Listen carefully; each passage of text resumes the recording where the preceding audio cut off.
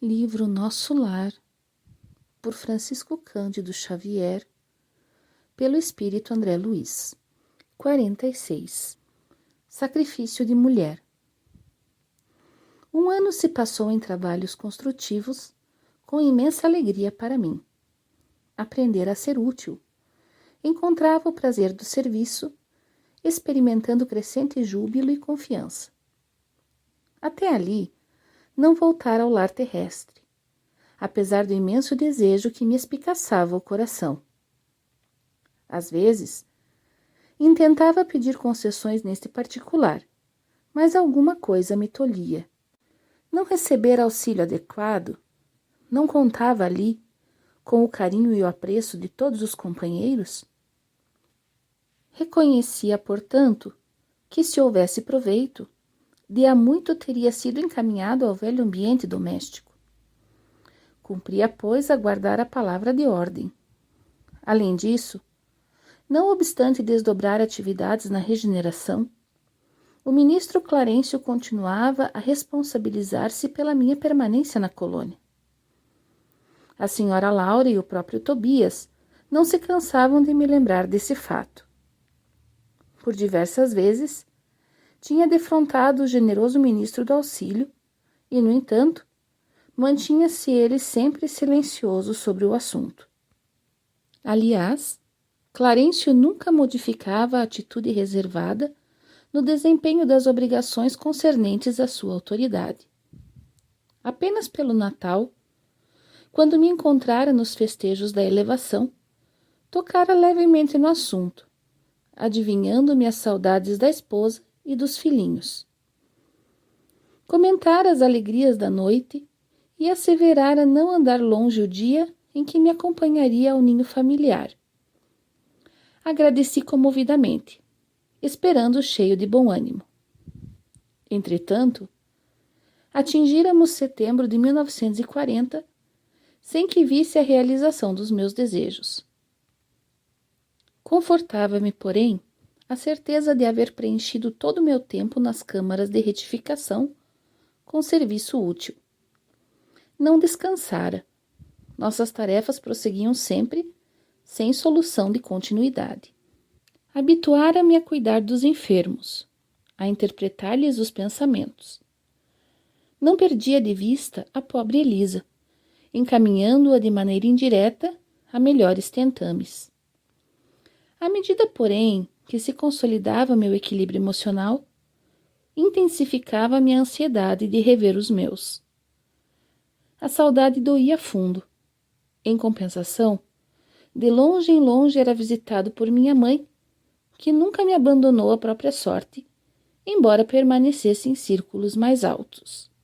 A última vez que nos avistáramos, ela me disse que tencionava cientificar-me de projetos novos. Aquela atitude maternal de suave conformação nos sofrimentos morais, que lhe feriam a alma sensível, comovera-me profundamente. Que novas resoluções teria tomado? Intrigado, esperei-lhe a visita, ansioso de conhecer-lhe os planos. Com efeito, nos primeiros dias de setembro de 1940, minha mãe veio às câmaras e, depois das saudações carinhosas, comunicou-me o propósito de voltar à terra. Em tom afetuoso, explicou o projeto. Mas, surpreendido e discordando de semelhante decisão, protestei. Não concordo. Voltar a senhora à carne? Por quê?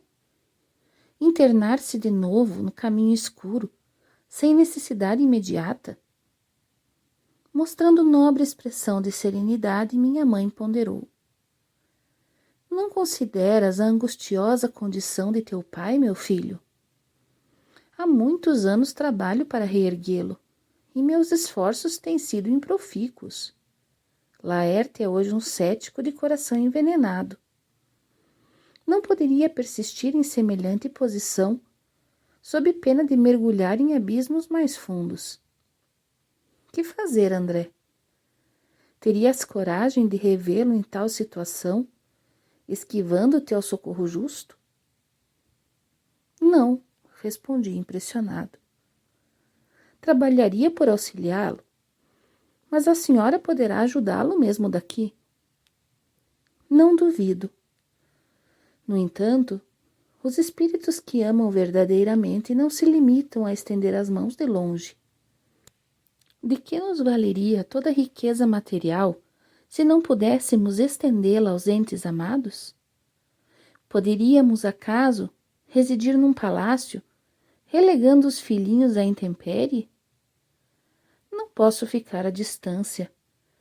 Já que poderei contar contigo aqui, doravante reunir-me-ei a Luísa, a fim de auxiliar teu pai a reencontrar o caminho certo.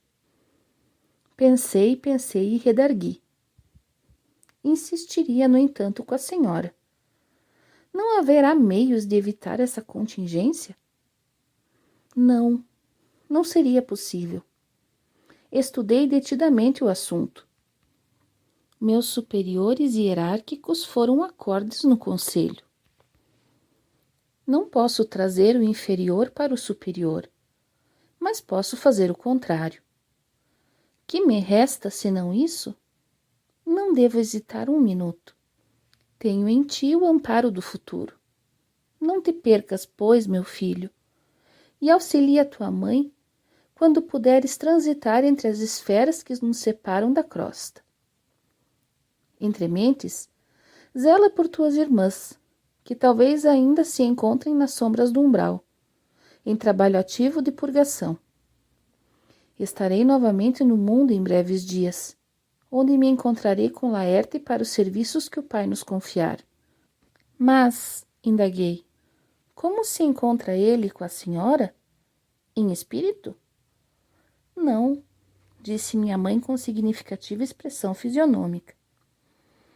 Com a colaboração de alguns amigos, localizei-o na Terra a semana passada, preparando-lhe a reencarnação imediata, sem que ele nos identificasse o auxílio direto.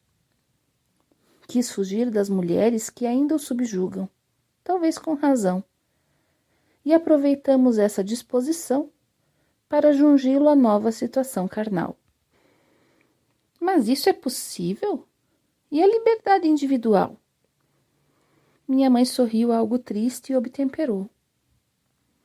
Há reencarnações que funcionam como drásticos. Ainda que o doente não se sinta corajoso, existem amigos que o ajudam a sorver o remédio santo, embora muito amargo. Relativamente à liberdade irrestrita, a alma pode invocar esse direito somente quando compreenda o dever e o pratique. Quanto ao mais, é indispensável reconhecer que o devedor é escravo do compromisso assumido. Deus criou o livre-arbítrio, nós criamos a fatalidade. É preciso quebrar, portanto, as algemas que fundimos para nós mesmos. Enquanto me perdia em graves pensamentos, continuou ela retomando as anteriores observações. As infelizes irmãs que o perseguem, entretanto, não o abandonam, e não fosse a proteção divina, por intermédio de nossos guardas espirituais, talvez lhe subtraíssem a oportunidade de nova reencarnação. Deus meu! Exclamei. Será então possível? Estamos à mercê do mal até esse ponto? Simples joguetes em mão dos inimigos? Essas interrogações, meu filho, esclareceu minha genitora muito calma, devem pairar em nossos corações e em nossos lábios, antes de contrairmos qualquer débito e antes de transformarmos irmãos em adversários para o caminho. Não tomes empréstimos à maldade. E essas mulheres? Indaguei. Que será feito dessas infelizes? Minha mãe sorriu e respondeu. Serão minhas filhas daqui a alguns anos. É preciso não esqueceres que irei ao mundo em auxílio de teu pai. Ninguém ajuda eficientemente, intensificando as forças contrárias, como não se pode apagar na terra um incêndio com petróleo. É indispensável amar, André. Os que descreem perdem o rumo verdadeiro, peregrinando pelo deserto, os que erram se desviam da estrada real, mergulhando no pântano. Teu pai é hoje um cético, e essas pobres irmãs suportam pesados fardos na lama da ignorância e da ilusão. Em futuro não distante, colocarei todos eles em meu regaço materno, realizando minha nova experiência. E, olhos brilhantes e úmidos, como se estivesse a contemplar horizontes do porvir, rematou. E mais tarde, quem sabe, talvez regresse a nosso lar cercada de outros afetos sacrossantos para uma grande festividade de alegria, amor e união. Identificando-lhe o espírito de renúncia, ajoelhei-me e beijei-lhe as mãos. Desde aquela hora, minha mãe não era apenas minha mãe. Era muito mais que isso. Era a mensageira do amparo que sabia converter verdugos em filhos do seu coração, para que eles retomassem o caminho dos filhos de Deus.